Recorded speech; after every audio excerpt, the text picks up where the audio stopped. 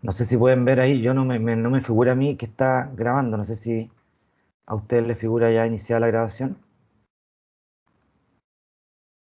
Sí, ahora sí. Ya chiquillos. Primero, buenas tardes.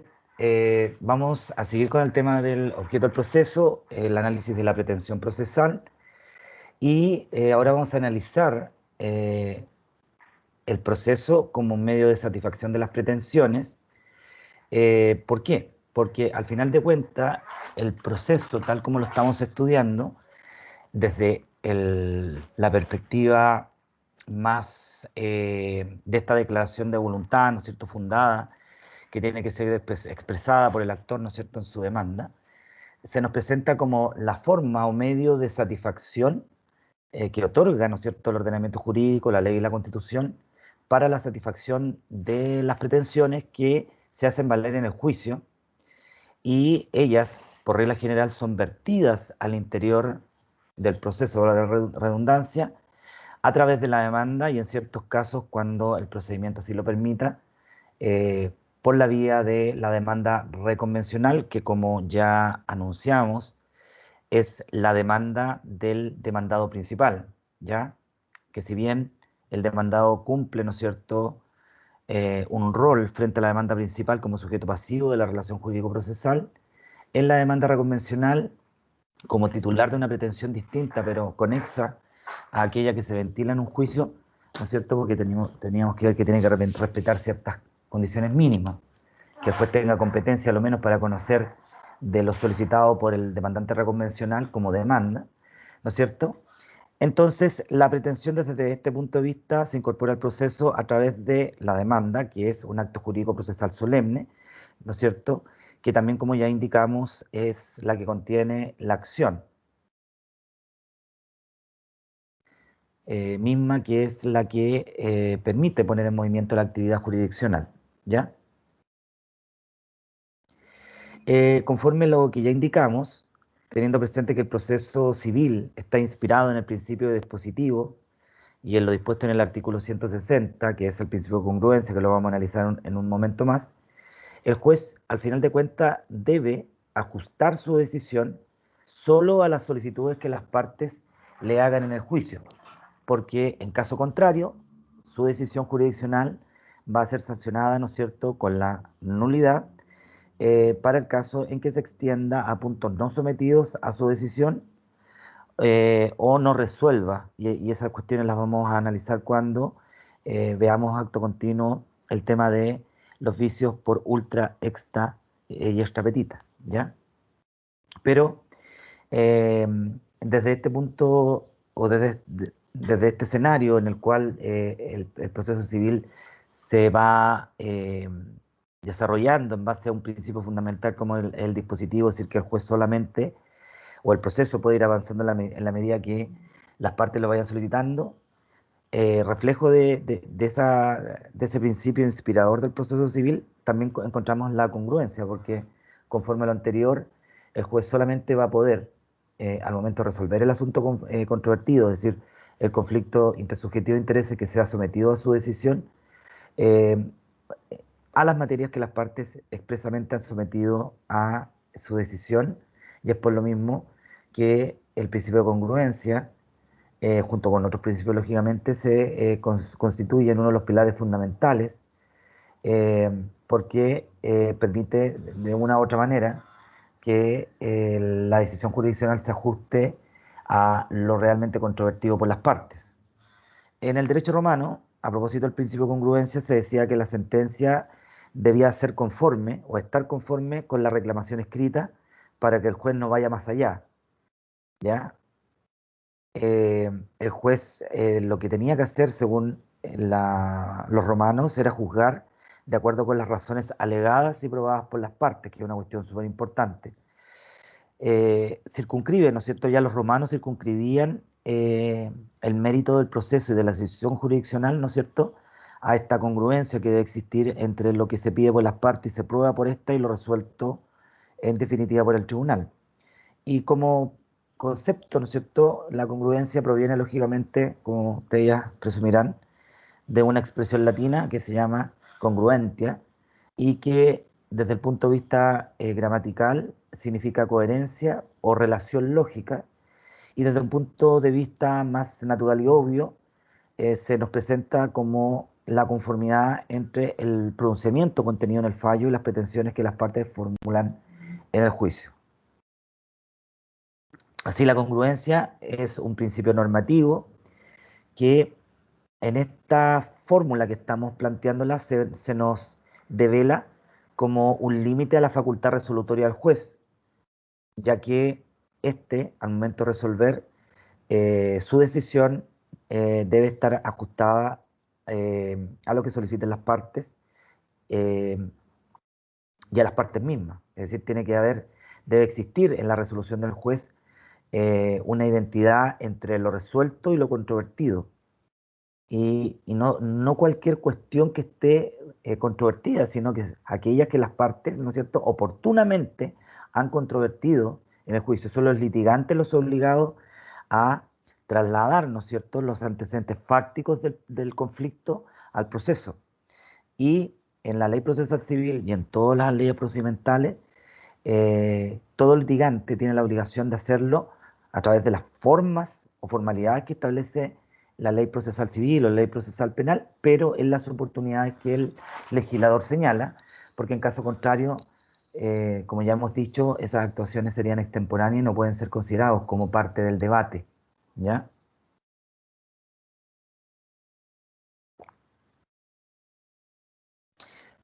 Lo que sí debemos precisar, no obstante, que el artículo 160, yo siempre le he dicho que contempla el principio de la congruencia en materia civil. En nuestro derecho, específicamente en el Código de Procedimiento Civil, no existe un conjunto de disposiciones que regulen de manera detallada, orgánica y pormenorizadamente este principio, y que sería a lo mejor más fácil eh, que con esos conceptos podamos construir ciertos presupuestos, requisitos, efectos, ¿ya?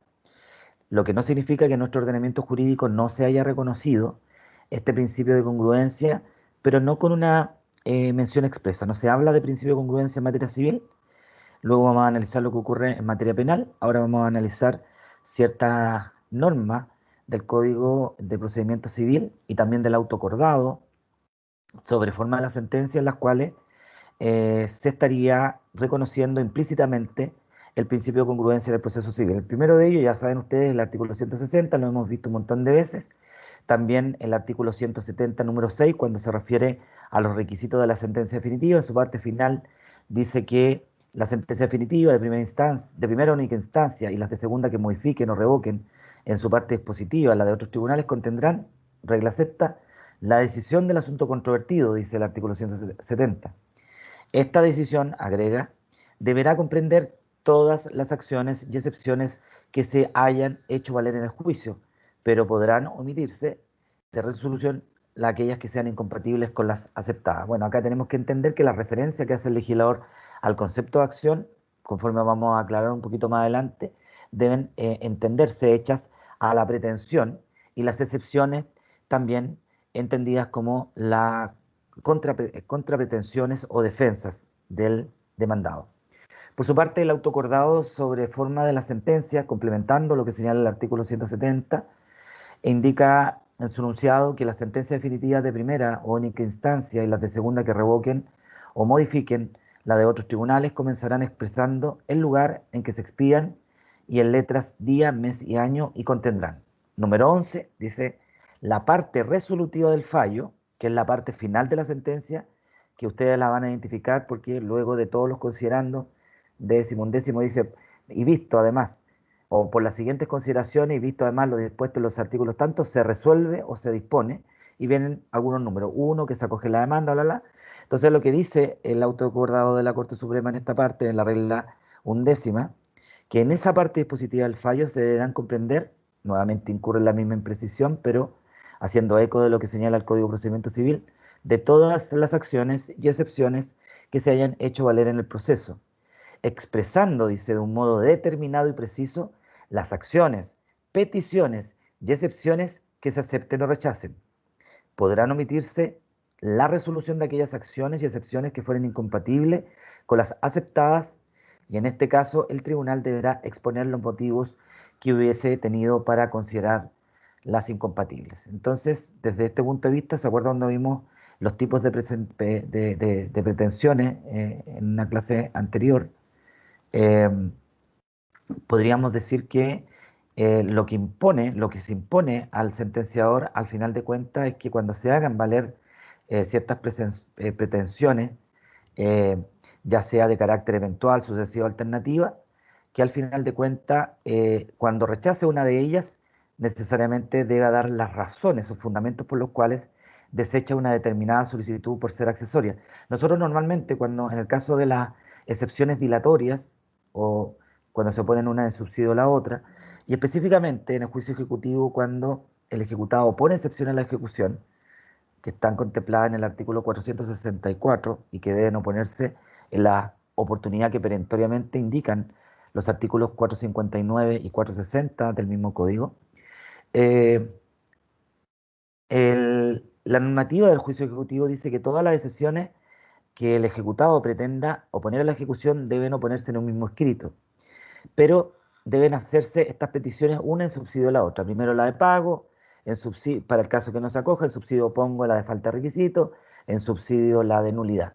Y en ese caso nosotros la sentencia, cuando cogemos una de ellas, por ejemplo la de la prescripción, se acoge la excepción de prescripción, porque sean los fundamentos, los artículos tanto, tanto, y en un considerando aparte decimos que se omitirá pronunciamiento respecto de las demás excepciones opuestas por ser incompatible con lo resuelto.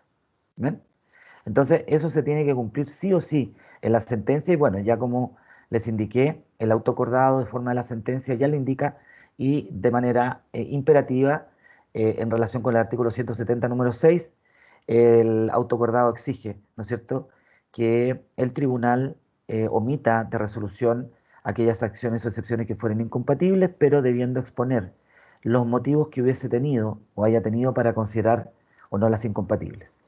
Luego, una mención también al principio de congruencia lo podemos encontrar haciendo dándole una lectura a ciertas causales que establece las causales, de algunas de las causales del recurso de casación que contempla el artículo 768 del Código de Procedimiento Civil, a propósito primero de la ultrapetita o lo que se ha conocido también como el vicio de decisiones contradictorias, que están en las reglas cuarta y quinta del artículo que ya les mencioné.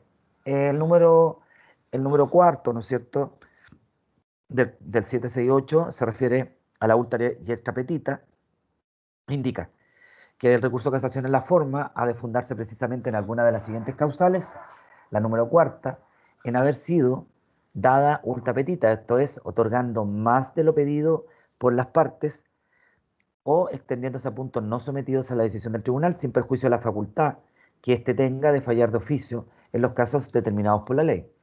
Entonces, acá lo que dice en definitiva la norma, claro, que si el tribunal otorga más de lo pedido o se extiende a puntos no sometidos a la decisión del tribunal, incurre en este vicio de casación.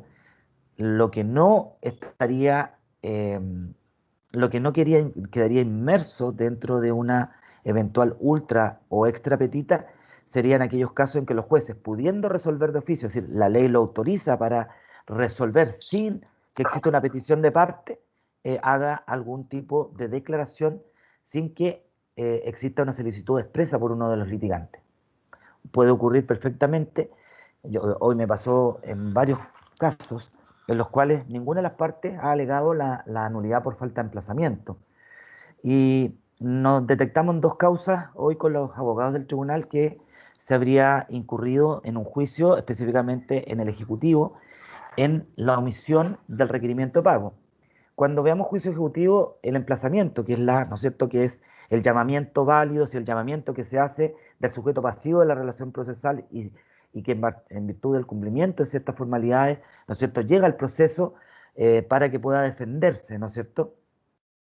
Ese emplazamiento, esa notificación de la demanda, de la resolución, ¿no es cierto?, que la acoge tramitación y en la medida que sea válida y que a partir de ello surge el plazo que tiene el demandado para contestar la demanda, ya sea allanándose, controvirtiéndola de manera genérica, controvirtiéndola con alguna excepción perentoria, es decir, aquellas que atacan en el fondo de la acción deducida. En el juicio ejecutivo tiene una particularidad porque en la normalidad de los procesos basta con la notificación de la demanda, ¿ya? Con eso se entiende una notificación válida de la demanda al demandado. Importa que ha sido emplazado a juicio, surge, como les decía yo, este término o plazo establecido por el legislador para que el demandado pueda ejercer válidamente su derecho a defensa. Pero en el juicio ejecutivo, la particularidad es que es un acto complejo. No solamente requerimos de la notificación, sino que de requerimiento de pago. Conforme lo dispone el artículo 443, número 1 del Código de Procedimiento Civil, el requerimiento de pago lo tiene que hacer el ministro de fe, es decir, el receptor judicial. Entonces, lo que hace el receptor en la práctica es, señor, le notifico la demanda, le entrega copia de la demanda de su prohibido y además debo requerirlo de pago. El artículo 443, numeral primero, me dice a mí que yo debo hacerlo personalmente y que si no lo encuentro, lo puedo notificar de manera personal subsidiaria, pero la citación para requerir el pago lo tengo que hacer en privado, ¿ya? Entonces, más allá de estas particularidades que tiene el requerimiento de pago, lo cierto es que a propósito del emplazamiento, tiene que haber notificación de la demanda y requerimiento de pago. Y el plazo es decir, el término de emplazamiento, es decir, aquel plazo que le establece el legislador al ejecutado para defenderse, no se cuenta desde la notificación de la demanda, como ocurre en los otros casos, sino que desde que se le practica el requerimiento de pago. Es decir, este requerimiento que hace un receptor que le dice, señor, se ha presentado una demanda ejecutiva en su contra por 2 millones de pesos, ¿paga? No, no voy a pagar. Entonces, señor, ¿tiene bienes con los cuales hacer o no tengo dinero para pagar? ¿Tiene bienes con los cuales puede hacer pago de eso? Tengo, pero no se los voy a entregar. ¿Ya? Ahí se produce la oposición al embargo. Y en este juicio en particular nos dimos cuenta que se había seguido adelante con el juicio, se había notificado la demanda ejecutiva, pero no estaba el requerimiento de pago. Es decir, no hay emplazamiento. Entonces, en ese caso, nadie me pidió a mí la nulidad por falta de emplazamiento, pero yo tengo que anular, porque siendo, insisto, en el juicio ejecutivo, el emplazamiento un acto complejo conformado por notificación más requerimiento, al no haber requerimiento, el ejecutado no está emplazado. Entonces, hay que retrotraer la causa al estado de que el ejecutante requiera de pago el deudor. ¿Ven? Entonces, en ese caso, yo estoy decidiendo por sobre es decir, estoy decidiendo sin que exista una petición de la parte, pero yo lo observé. ¿Y por qué yo puedo hacer eso? Porque el emplazamiento es uno de los principales elementos de una relación jurídico-procesal válida. Es decir, es un presupuesto procesal indispensable para que se trabe la relación jurídico-procesal. A tal punto que el artículo 795 del Código de Procedimiento Civil, cuando nos dice que en general son trámites o diligencias esenciales en primera o en la única instancia los juicios de mayor o de menor cuantía y en los juicios especiales, y en el número 1 dice, el emplazamiento de las partes en la forma que prescribe la ley. ¿Cuál es la incidencia? Que si yo no declaro la nulidad ahora, ¿no es cierto?, voy a cometer la omisión de un trámite de diligencia esencial en primera instancia, que es el emplazamiento válido. Y si ustedes leen lo que dice el artículo 768, en su último numeral, en el noveno, dice que una de las causales de casación es en haberse faltado algún trámite o diligencia declarados esenciales por la ley o de cualquier otro requisito por cuyo defecto las leyes prevengan expresamente que hay nulidad. Entonces, ¿qué pasa? Si yo dicto una sentencia en la cual el emplazamiento no ha sido válido, incurro en una causal de casación, ¿ya? Perfectamente ustedes como demandantes o demandados, específicamente como demandados, ¿no es cierto?, podrían, en caso de yo dictar una sentencia en la que el demandado no ha sido válidamente emplazado, interponer el recurso de casación en la forma, en la causal, fundada la causal del artículo noveno. Pero si ni la parte ni el juez se dan cuenta y no se interpone el recurso de casación, que establece como causal específica esta situación, sino que solo la apelación, es decir, viene el demandado y apela porque se le ha generado agravio, y el agravio es la diferencia entre lo que se pidió por el apelante y lo que se le concedió a la sentencia, una diferencia sustancial. Ese es el agravio. Entonces eso le sirve para reclamar, ¿no es cierto?, ante el Tribunal Superior Jerárquico de aquel que dictó la resolución impugnada, en este caso la sentencia definitiva que es objeto de la apelación, y se va a la Corte de Apelaciones. Y las Cortes de Apelaciones, en ese sentido, pueden, en el conocimiento de un recurso de apelación, también de casación, porque pueden haber interpuesto un recurso de casación no fundándose en el numeral 9, sino que en otra de las causales del 768, o a través de la consulta, que lo vamos a ver, que es un trámite obligatorio en ciertos casos, específicamente en los procedimientos de Hacienda. Antes la consulta era un trámite obligatorio en los procedimientos penales y en los que guardaban relación con el estado civil de las personas. Ahora ya no, solamente a propósito de los juicios de Hacienda, que son aquellos en los cuales tiene un interés patrimonial, es decir, está comprometido un interés patrimonial del fisco respecto a las sentencias que le sean desfavorables. Si no son apeladas, el tribunal tiene que mandarlas necesariamente a la Corte, es un trámite obligatorio. Entonces la Corte, en el conocimiento, ya sea un recurso de casación, no por la causal del número 9, a través de un recurso de apelación, o de este trámite, como les decía yo, de la consulta, detectando que en el caso que detecte que la sentencia en primera instancia adolece de algún vicio de casación, puede anularla de oficio. La norma dice: no obstante lo dispuesto en los artículos 769 y 764, pueden los tribunales, está hablando de las Cortes de Apelaciones, tanto la Corte de Apelaciones como la Suprema, conociendo por la vía de apelación, consulta o casación, o en alguna incidencia, invalidar de oficio las sentencias cuando los antecedentes del recurso manifiesten que ellas adolecen de vicios que den lugar a la casación en la forma. Entonces, como la numeral 9 del artículo 768, el incumplimiento de un trámite de diligencia esencial, si lo relacionamos con el artículo 795, la falta de debido emplazamiento del demandado, se observa, ¿no es cierto?, por los superiores jerárquicos de la sentencia, se encuentran facultados para anular ese fallo de oficio, es decir, sin que nadie se lo pida. ¿Les quedó claro?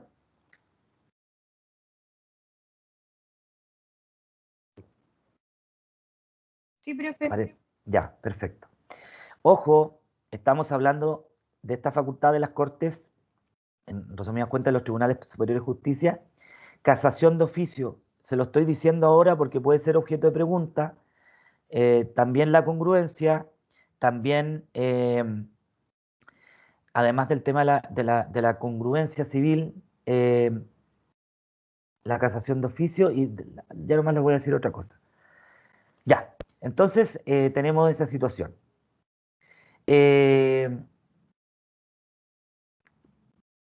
Entonces, resumiendo, cuando analizamos el concepto de pretensión procesal, nos permite sostener que al final de cuentas lo que debe vertirse al proceso, ¿no es cierto?, es una manifestación de voluntad que debe ser fundada, ¿no es cierto?, tanto en el hecho como en el derecho, pero principalmente en los hechos, es decir, que quien alega, ¿no es cierto?, ser titular de un determinado derecho que ha sido desconocido o que no ha sido reconocido expresamente o que otro, ¿no es cierto?, no quiere cumplir. Lo que se persigue, al final de cuentas, por quien pretende, es que el órgano jurisdiccional dicte una decisión final de manera de poder someter a la voluntad propia del actor una voluntad ajena, que es la de su contradictor. ¿Ya? Es decir, siempre en el objeto del proceso vamos a ir viendo que la legítima expectativa de quien pretende es obtener una sentencia favorable. ¿Ya? Y en eso, en la obtención de una sentencia favorable, a propósito del traspaso del conflicto al proceso a través de los escritos que hagan oportuna o presenten oportunamente las partes en el proceso, porque si no lo hacen o lo hacen de manera extemporánea, no es parte del debate. Lo que tiene que hacer, en virtud de la congruencia civil, el juez, a eso me refiero, que el juez lo que tiene que hacer es resolver conforme a ese mérito, al mérito de lo alegado y probado por las partes. Porque si no lo hace, como ya dijimos, o infringe esta correlación o lógica racional, ¿no es cierto?, entre lo que se pide y lo que se resuelve, eh, la sentencia es susceptible de ser invalidada. Entonces, nuevamente decir que este principio jurídico normativo, que es la congruencia, se nos va a presentar como una limitante de las facultades del sentenciador. ¿Por qué? Porque es una limitante, obviamente, porque en caso de infringir este principio, toda contravención al principio de congruencia acarrea la nulidad de la sentencia conforme lo que ya analizamos. Entonces, por otro lado, hay una cuestión que debemos destacar, que, que tanto en Chile como en el derecho comparado se ve en la denominada ultrapetita, que es más allá de lo pedido, un vicio que conculca el principio de la congruencia y que se ve atacado precisamente con la incongruencia, ¿ya? Es decir, que cuando ustedes fundan el recurso respectivo, que en este caso va a ser la casación, tienen que decir que el fallo es incongruente porque, conforme al principio de congruencia, en materia civil por lo menos, y con arreglo al artículo 160, el juez no se pronunció sobre una de las peticiones de las partes o se pronunció o su pronunciamiento se extendió a puntos que estos no la sometieron. Entonces eso conlleva a que en la sentencia se cometa el vicio de la incongruencia, ¿ya? Y específicamente una incongruencia respecto del asunto controvertido. Hay una sentencia que es bastante interesante, que la dictó la Corte Suprema de Perú, a propósito de un caso en contra de una empresa chilena, en la cual indicó que el principio de congruencia procesal implica, dice, por un lado, que el juez no pueda ir más allá de lo, no puede ir más allá del petitorio, es decir, del petitorio de la demanda, ni fundar su decisión en hechos diversos de los que han sido alegados por las partes. Y por otro lado, la obligación de los magistrados es de pronunciarse respecto de todos los puntos controvertidos establecidos en el proceso, a todas las alegaciones efectuadas por las partes en sus actos postulatorios o medios impugnatorios, ¿ya? Eh, Ahondando un poquito más en este tema, este principio nos permite enlazar, ¿no es cierto?, por una parte la pretensión, por otro lado la oposición o contrapretensión o estas defensas del demandado, la prueba que las partes tienen que rendir para probar los fundamentos, ya sea de sus pretensiones o contrapretensiones, la sentencia, y también nos permite vincular la congruencia o este principio de la congruencia con la procedencia o no de ciertos y determinados recursos procesales. Y por otra parte, la congruencia se nos va a presentar como una cautela en cuanto a que todos los actos del procedimiento o que componen el procedimiento deben estar conforme a su mérito, ¿ya?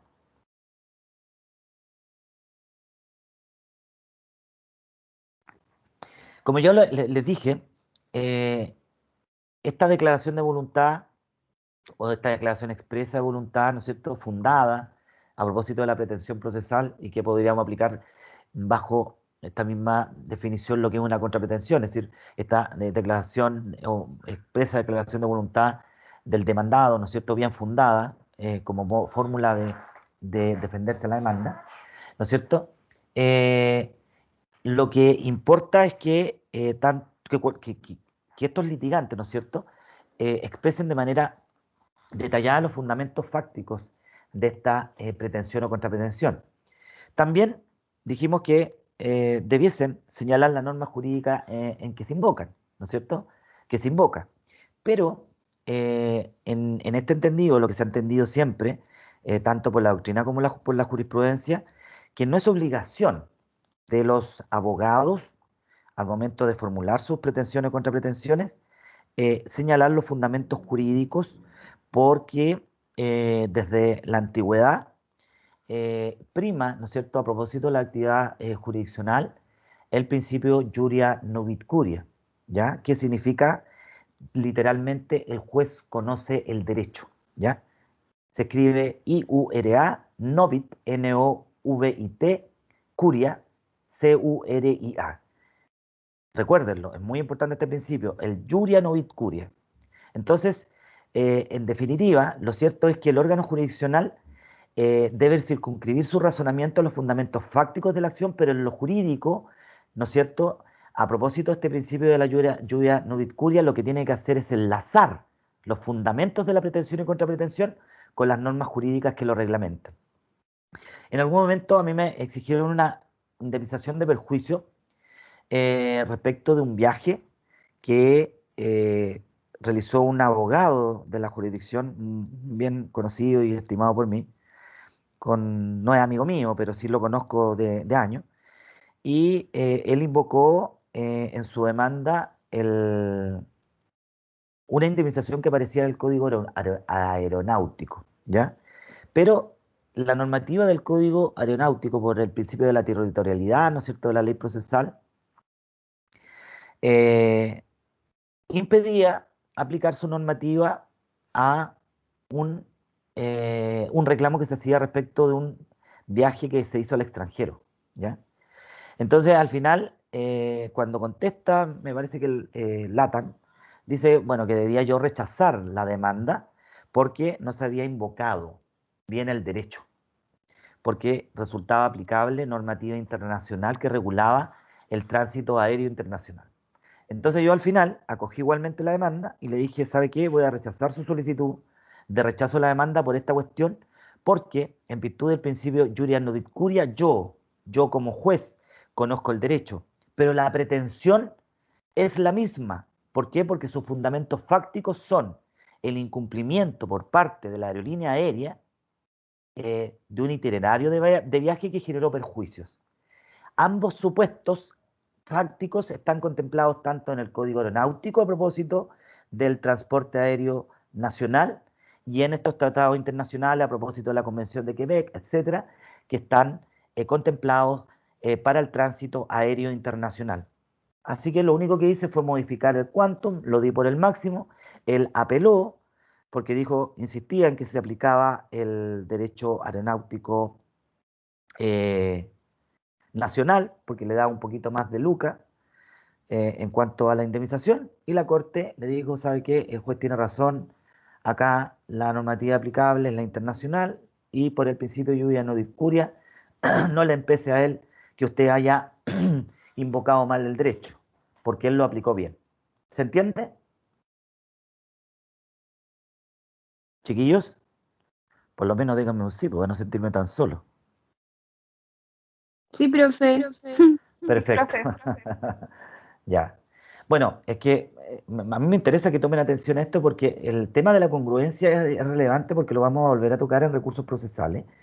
Y la transgresión a la congruencia, recuerden, sirve de fundamento a la teoría, sirve como fundamento a la teoría de la nulidad procesal. Porque, como dijimos, cuando el juez resuelve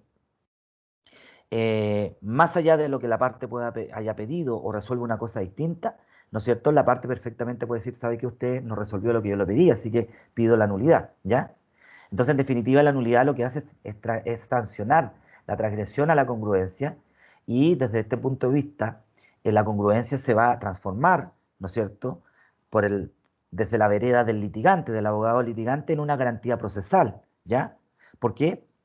Porque per se es un límite a la actividad jurisdiccional y, por otro lado, otorga seguridad y certeza a las partes porque tienen herramientas para impedirle al juez, ¿no es cierto?, de que resuelva cosas que no han sido sometidas a su decisión y, lógicamente, evitar cualquier tipo de acto arbitrario, ¿no es cierto? Es una herramienta de control de la actividad jurisdiccional precisamente para evitar cualquier arbitrariedad. ¿Qué es lo que es arbitrario? Todo aquello que es contrario a la razón, ¿no es cierto? Pero específicamente aquello que en un proceso civil sea contrario a su mérito, ¿ya? En cuanto a la clasificación de la incongruencia, ¿ya? Vayan escuchando bien, nos vamos a ir metiendo un poquito en la casación. Tenemos la incongruencia por ultrapetita. Los romanos decían ne et judex ultra petita partium. Esto se produce cuando el tribunal da más allá de lo pedido, circunstancia que puede darse tanto respecto de la pretensión del actor como de una contrapretensión o defensa del demandado. Yo pedí 100 pesos y el juez me da 150. Y el demandado diga, oiga, pero si el demandante pidió 100 y usted está dando 150, eso no se ajusta al artículo 160. Hay incongruencia por ultra petita porque está dando más allá de lo pedido. Después tenemos la extra petita, ¿ya?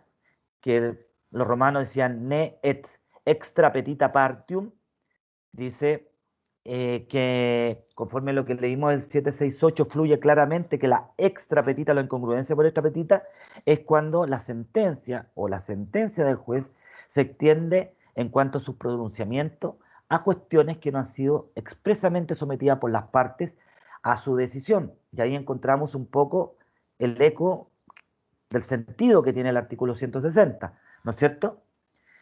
Y en ambos casos, o estas dos situaciones, las que se contemplan en el artículo 768, número 4, ¿no es cierto?, como causal de casación en la forma.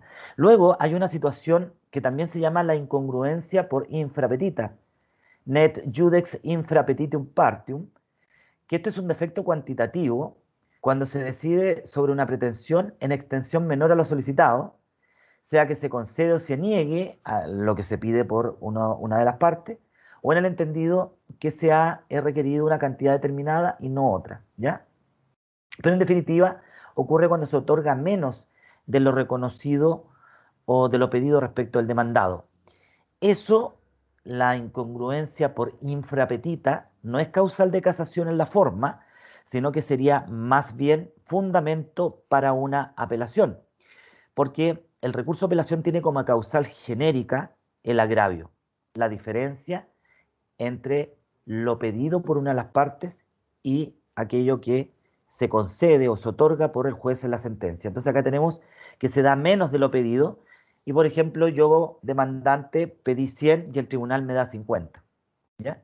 Eso se le ha llamado una incongruencia por infrapetita, y ustedes pueden decir, ¿sabe qué? No es causal de casación porque ya lo vimos, solamente la ultra y extrapetita, pero en el caso de la infrapetita sí sirve para un fundamento de una apelación y decir, ¿sabe que esto me causa agravio? Porque yo logré probar que el perjuicio no era de 50, sino que efectivamente era de 100. ¿Ya? Entonces ahí, en base de esta incongruencia por la infrapetita vía recurso de apelación, el Tribunal Superior Jerárquico puede decir, sí, efectivamente, el juez no consideró ciertos antecedentes probatorios que sí permiten dar por establecido que el daño efectivo causado al demandante en su calidad de víctima del hecho ilícito no es 50, sino que asciende a 100. ¿Ya? Y por último tenemos la incongruencia por citra petita, también llamada omisiva o silentio, que se produce cuando en la sentencia se omite la decisión de uno de los distintos asuntos que las partes sometieron a la resolución del tribunal. Es una cuestión que forma parte de la contienda, ¿no es cierto? Y desde ese punto de vista, el juez lo omite, no existiendo una autorización para él de omitirla. Por ejemplo, si existiera una pretensión, una en subsidio de la otra, o que fuera en contrapuesta, porque en ese caso el juez dice, resuelvo una y acogiendo una no me puedo pronunciar de la otra. En este caso, nos encontramos en un caso en que se alegó algo, pero se omitió por parte del juez su resolución. Por ejemplo, el demandado, entre varias de las alegaciones que hizo, como defensa o como contrapretensión, alegó la excepción perentoria de pago de la deuda, en caso de una determinada demanda de cobro de peso. Y el tribunal no dijo nada. Ahí, lógicamente, no nos encontramos en una causal de recurso de casación en el fondo, pero sí vamos a ver que se puede fundar una causal de casación, es decir, no una causal de casación en el fondo por ultra o extra petita, sino que podríamos situarnos eh, en otra de las causales que establece el artículo 768, que es el número 5, cuando la sentencia se pronuncia con omisión de lo dispuesto en el artículo 170 del Código de Procedimiento Civil. Porque si yo omito algo, qué es lo que se infringe? El artículo 170, porque el 170, como ya lo leímos, en su último numeral, impone al juez, ¿no es cierto?, que en su sentencia resuelva todas las cuestiones que fueron sometidas a su decisión, todas, ¿ya? El número 6, la decisión del asunto controvertido. Esta decisión deberá comprender todas las acciones y excepciones que hayan hecho valer las partes en el juicio. Entonces, esta causal de incongruencia por sí trapetita o ex silentio, ¿no es cierto?, sería fundamento del recurso de casación en la forma, pero por su numeral quinto, que es por omitir o por haberse dictado la sentencia con omisión de los requisitos establecidos en el artículo 170, específicamente con el número 6. ¿Lo entendieron? ¿Sí? ¿No? Sí. Sí, no sé. Perfecto. Ya, entonces,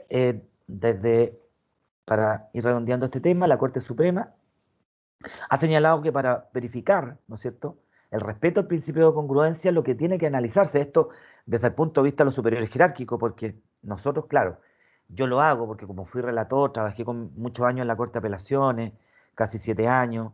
Una de las cuestiones que los ministros siempre tenían eh, muy grabado con fuego en su decisión jurisdiccional era el respeto al principio de la congruencia, porque si no lo hacían, ocurrían algunas cosas. Pero bueno, la Corte Suprema, a propósito del análisis que tiene que ser el sentenciador, sea de primera o de primera instancia o de tribunal superior jerárquico, tiene que analizar la cuestión controvertida en su integridad, el pleito en su integridad, ¿ya?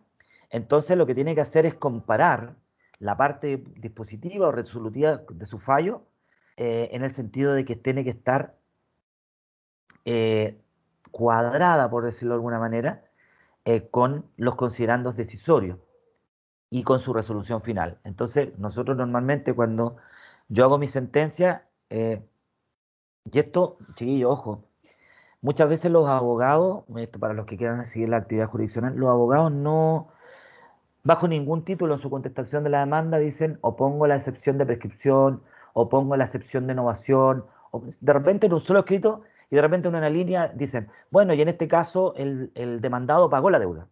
Ojo, y ahí uno como juez tiene que decir, oh, 160, autoacordado, el numeral 11, el autoacordado sobre forma, me tengo que pronunciar respecto a todo. El otro día me pasó que un abogado en una línea dijo, acá el demandante no puede demandar la resolución del contrato porque no ha cumplido su obligación. Y eso que es lo que era la excepción de contrato no cumplido. Yo me tuve que hacer cargo de eso, el abogado no lo dijo, o pongo excepción del contrato no cumplido, sino que yo la analicé. Entonces, al final lo que uno tiene que hacer es estudiar bien cada una de las pretensiones, el contenido, fundamento fáctico de las pretensiones, de las contraprestaciones, excepciones o defensas, ¿no es cierto?, del demandado, y ir resolviendo por cascada. De manera que lo que uno resuelve en el cuerpo de la sentencia, que se llaman los considerandos resolutivos, sea un o se vea reflejado en la parte resolutiva, que es la parte final, cuando dice se resuelve uno, se acoge la excepción de prescripción, se acoge, se rechaza, se acoge, se rechaza, ¿ya? Eh, en conclusión, en nuestro sistema procesal, este principio no lo encontramos reglamentado en la ley procesal civil, sino que su desarrollo lo observamos principalmente en la doctrina y en la jurisprudencia, ¿no es cierto? Y lo que podemos concluir es que el legislador lo único que ha hecho, ¿no es cierto?, en nuestro Código Procesal Civil es regular la congruencia, pero a propósito de la sanción que tiene la incongruencia en el proceso, ¿no es cierto? La incongruencia se sanciona con, ¡pum!, casación. ¿Ven? Los marcos, los límites de la actividad jurisdiccional. ¿Me entienden? Entonces, a través muchas veces, lo que se ha dicho en general por la doctrina de la jurisprudencia, que nuestro legislador procesal civil construye, ¿no es cierto?, la reglamentación del principio de congruencia a propósito de normas procedimentales, ¿no es cierto?, que lo que sancionan es la infracción a la congruencia, es decir, cuando en un fallo existe incongruencia, ¿no es cierto? Eh, y lógicamente esto en el marco de que le corresponde al legislador establecer siempre los principios e ideas fundamentales de un justo, racional y debido procedimiento. Vamos a ver un poquito más adelante que el proyecto de Código Procesal Civil, recuerden, ya no va a ser Código de Procedimiento Civil, sino que es el proyecto de Código Procesal Civil, pretende superar esta cuestión y vamos a ver cómo se regula expresamente la congruencia a propósito del proceso y también respecto de los recursos, ¿ya? Y se transforma y se materializa en este caso como uno de los principios rectores con consagración expresa el legislador del proceso o del nuevo proceso civil. Chiquillos, son un cuarto para las 4. Profesor, Dígame, dígame. consulta. Por ejemplo, cuando uno apela al Tribunal Superior Jerárquico por algún tipo de incongruencia, por ejemplo, que el juez no se haya pronunciado respecto a determinado tema, como hablábamos de la omisión de. Ya. Entonces, Ya, uno apela, ¿cierto?, al Tribunal Superior, ¿y qué pasa con eso? O sea, ¿se le obliga al mismo juez pronunciarse respecto a ese tema determinado o se cambia de juez o Ya, hay que no, hacer miren, todo de nuevo? ya. Eso es algo que me faltó, miren. Cuando el juez omite una, porque usted se está poniendo en el caso de la omisión, ¿no es cierto? Exacto, sí. Lo que pasa es que existen dos posibilidades. Que el tribunal considere que la omisión es garrafal, pero que en virtud de que van a hacer revocar la sentencia y van a hacer otra cosa, no lo hacen, pero las cortes tienen la facultad, en caso de que el defecto, que sea cierta omisión, remitir la causa al tribunal de primera instancia para que complemente lo no resuelto. Y eso está en el mismo 775, en su inciso segundo, dice, si el defecto que se advierte es la omisión del fallo sobre alguna acción o excepción que se haya hecho valer en el juicio, el Tribunal Superior podrá limitarse, podrá, es una facultad, por eso les digo, puede o no puede hacerlo, podrá limitarse a ordenar al de la causa, es decir, al que dictó la sentencia, que complemente la sentencia dictando resolución sobre el punto omitido y entre tanto suspende el fallo del recurso. ¿Ven? Es decir, se le entrega en caso de que se incurra en esta situación de omisión de una acción o excepción a propósito de esta citra petita, ¿no es cierto? Que el tribunal de alzada, conociendo un recurso de apelación, de casación, pueda remitir los autos al tribunal de primera instancia para que éste complemente la sentencia en el sentido de pronunciarse respecto de aquella acción o excepción que se omitió en su sentencia. A mí el otro día me pasó, yo no me di cuenta, y esto por respeto al principio de congruencia, no vi una excepción, pero que estaba así como anunciada del demandado, que decía que a propósito de un hecho específico no contaba con la legitimación pasiva. Y ahí me llegó de vuelta bueno, el tribunal, de conformidad con lo expuesto en el artículo 775, inciso segundo del Código de Procedimiento Civil, vuelve a la causa al tribunal de primera instancia para que se dicte sentencia complementaria pronunciándose sobre la excepción de falta de legitimación pasiva opuesta por el demandado tanto respecto de tal alegación. ¿Ven? Entonces, en ese sentido, si es que pueden hacerlo ustedes, ¿no es cierto? Como parte, decir, ¿sabe qué? Acá se omitió un pronunciamiento y lo sirven como fundamento de una casación, ¿no es cierto?, por infracción al artículo 170. Y si ustedes no lo hacen, perfectamente el tribunal de alzada, sin que se haya alegado por ninguna de las partes, decir, ¿sabe qué? Acá se omitió una acción o excepción, pero el tribunal, tengo la facultad para remitirlo al tribunal de primera instancia para que me la complemente. ¿Le quedó claro? Sí, profesor, muchas gracias. Perfecto, ya.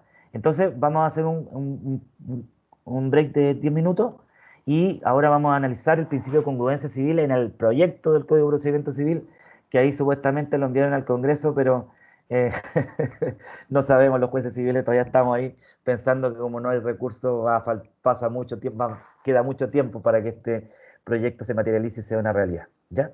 Ya, chiquillos, nos vemos en un ratito.